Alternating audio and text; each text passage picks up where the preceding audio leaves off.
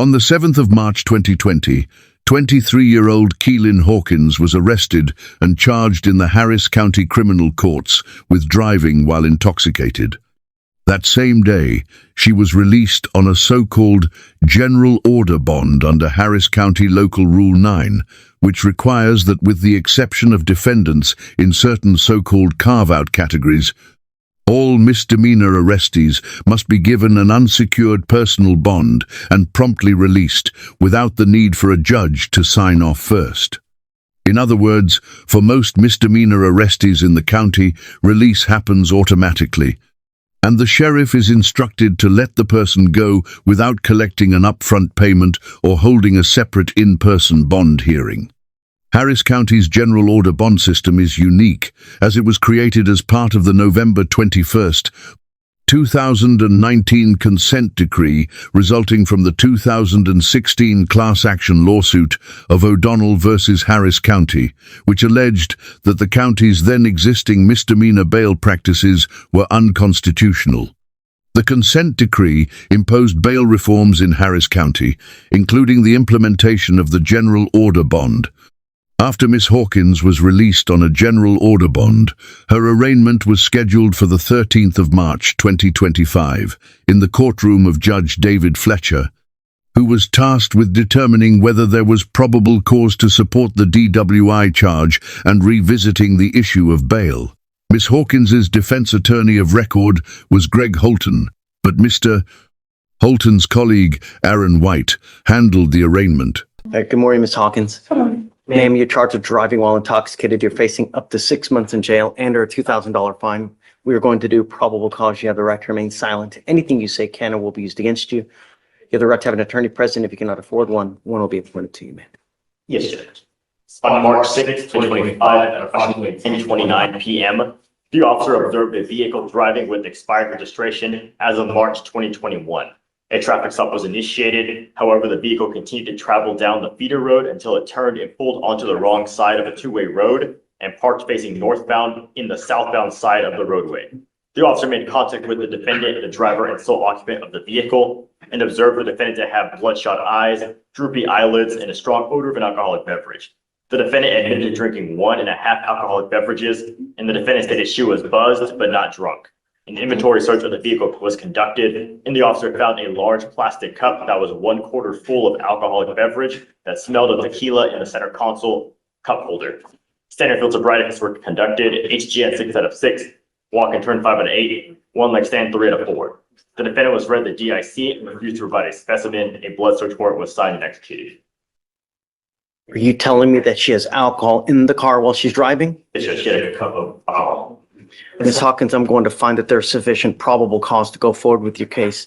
I am now placing several conditions on your bond. If I find that you violate these conditions, I will revoke your bond, put you in jail. No more PR bonds, ma'am. You're not allowed to drive. I'm taking away your privilege to drive. You will be signing an affidavit with me today promising me you're not going to drive. I don't care what's going on in your life. If I find that you do, I can have a contempt hearing. You can be facing an additional 6 months in jail and a $500 fine. This is an affidavit that you're going to promise to me that you're not going to drive. Do you understand? Yes, sir. I'm also ordering you as a condition of your bond not to consume alcohol, illegal drugs, or unprescribed controlled medication. If I find that you're consuming alcohol or illegal drugs, likewise, I will revoke your bond, put you in jail, ma'am. Judge, is that standard for driving? She has alcohol in the car while she's driving. And so I would presume that it's elementary that you're not to have alcohol in the car while you're driving. It scares me, and I just don't want her driving for now. After finding probable cause for the DWI charge, Judge Fleer placed so-called conditions on Miss Hawkins's bond, ordering her not to consume any alcohol and not to drive at all, despite the fact that the prosecution in a written motion had only requested that Miss Hawkins be required to install an ignition interlock device, or IID, which is a breathalyzer installed in a vehicle that prevents it from starting if alcohol is detected in the driver's breath. Under Article 17, 441 of the Texas Code of Criminal Procedure, Judges must require defendants charged with repeat DWIs or aggravated offences such as DWI with a child passenger to install an IID as a condition of release. Now, because Miss Hawkins was a first-time DWI defendant, Article 17.441 did not mandate an IID in her case.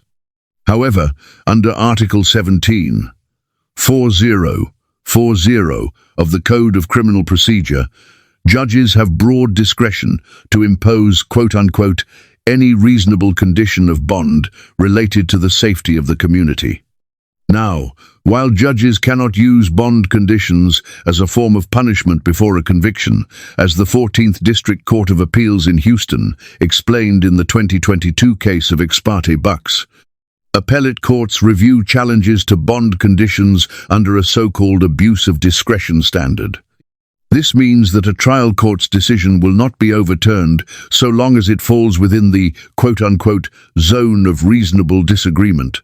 Here, given the allegations that Miss Hawkins was driving while intoxicated and had an open container of alcohol in her vehicle, it is highly likely that a reviewing court would conclude that Judge Fletcher's restrictions prohibiting her from drinking alcohol and from driving a vehicle were reasonably related to community safety and therefore not an abuse of his discretion. Understood. But We can approach at a later date, but I'm I'm concerned because for her employment, she can't get to and from work, and we can't get an occupational license or something like this. It's a condition of the court. I don't think we have any opposition to putting an interlock in the vehicle so that she's not able to drink and then drive.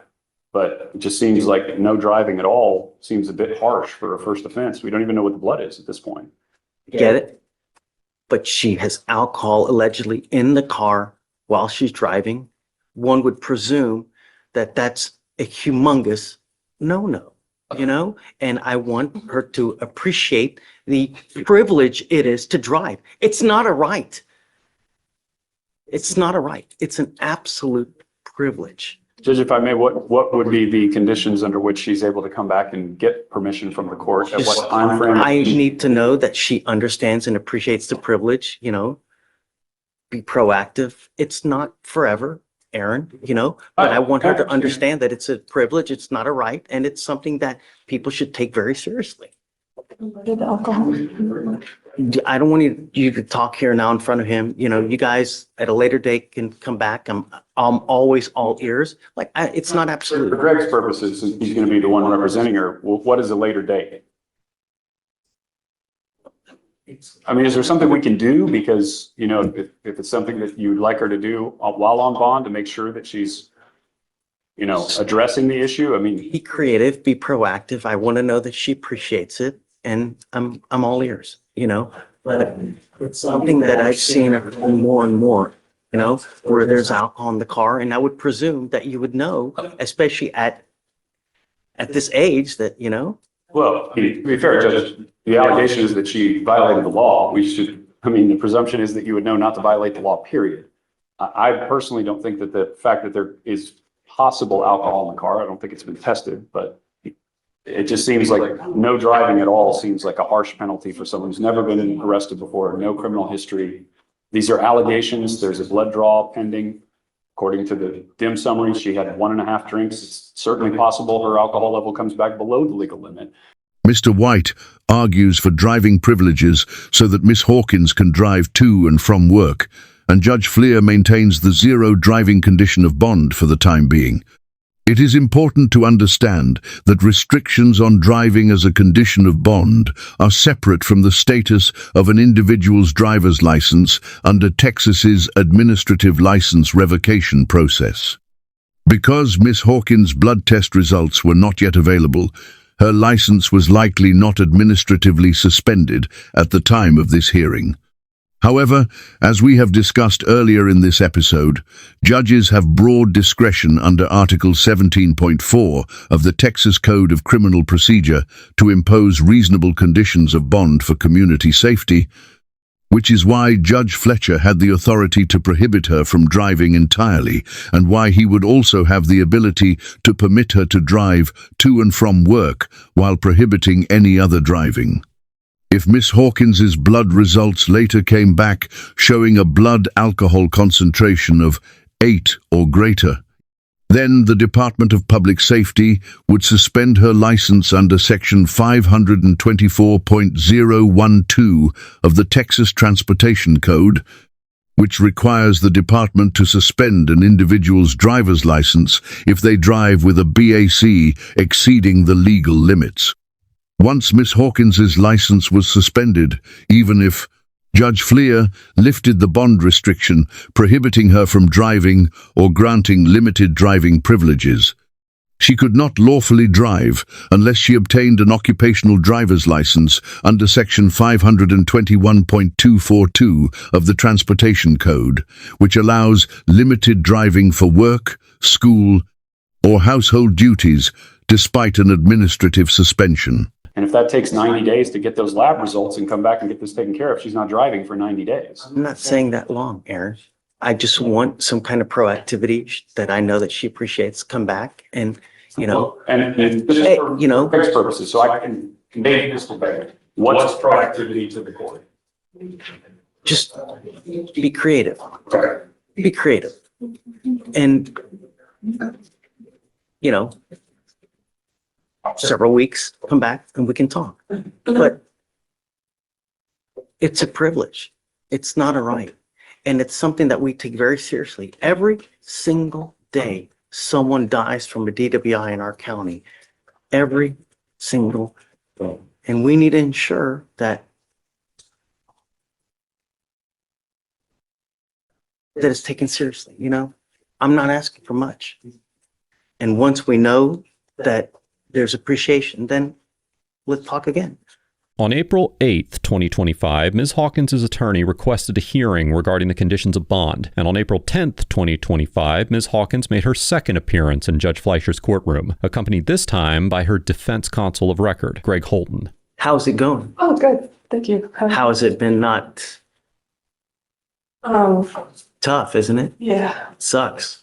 Living in a city as big as Houston without the ability to drive blows. And the only thing that I'm trying to get to you is to understand that it's a privilege. It's not a right. Every single day on our streets, someone is dying from some kind of alcohol-related collision. That's what we're trying to impart to you here, to take it seriously. It's not a joke, and the last thing I want is for something like that to happen here. You understand? All right. I'll take off the restriction. Okay. Judge, What does she have now?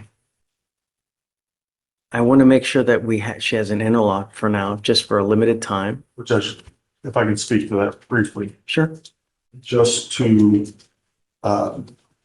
reassure the court that she fully understands the court position. I had her research and write an essay on alcohol-related accidents and fatalities. We can turn that in and take a decision-making course. Her case is a stop for expired registration, no accident. You got the blood this morning, it's a 1-3. She has no criminal history. So I would ask the court to use this, the research she's done in the 28 days without driving at all, to understand that she gets it.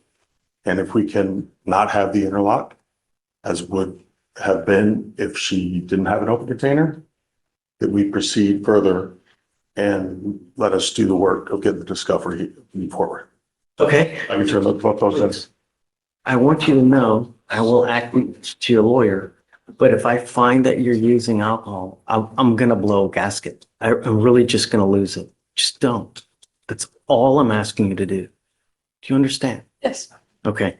I'll take a look at this. I'm going to acquiesce to you. Thank you, Judge. Just don't. Life is too short to spend the next month in a 6x9 box.